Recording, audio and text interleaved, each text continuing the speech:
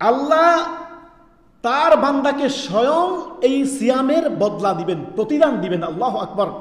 এই মর্মে সহিহ আল বুখারীতে আবু হুরায়রা রাদিয়াল্লাহু তাআলা থেকে বর্ণিত সহিহ আল বুখারীতে 1904 নম্বর হাদিস এবং মুসলিম শরীফে 1151 নম্বর হাদিস।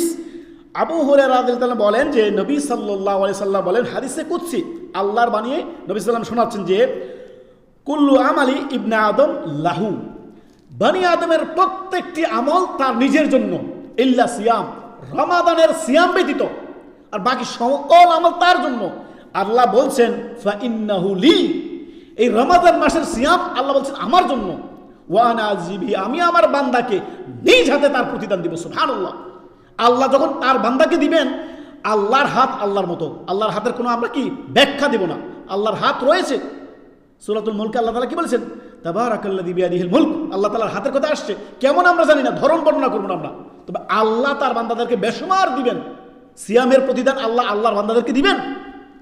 সুবহানাল্লাহ। অতএব যাতে এই সিয়ামের বদলা আল্লাহ দিবেন, সিয়ামরত অবস্থায় সমস্ত অন্যায়, ফাহেশা, অশ্লীলতা, অহেতুক কাজ থেকে আপনি নিজেকে পবিত্র রাখবেন। আপনার সিয়ামকে দুর্বল করে দিবেন না, আপনার সিয়ামকে সুরক্ষিত রাখবেন। আর সিয়াম জুন্না, সিয়াম হচ্ছে ঢাল স্বরূপ জাহান্নাম থেকে বাঁচার জন্য। সেই সিয়ামকে আপনি ভেঙে দিন না অন্যায় অশ্লীলতা কাজ করে বা অন্যায় সীমালঙ্ঘনের কাজ করে।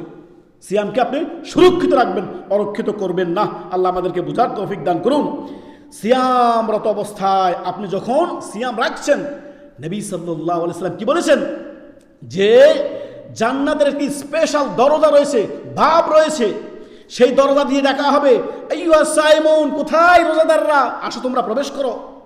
বাবে রাইয়ান নামক দরজা দিয়ে সিয়াম পালনকারীকে আল্লাহ তাআলা ফেরেশতারা আহ্বান করবেন, আসো তোমরা প্রবেশ করো।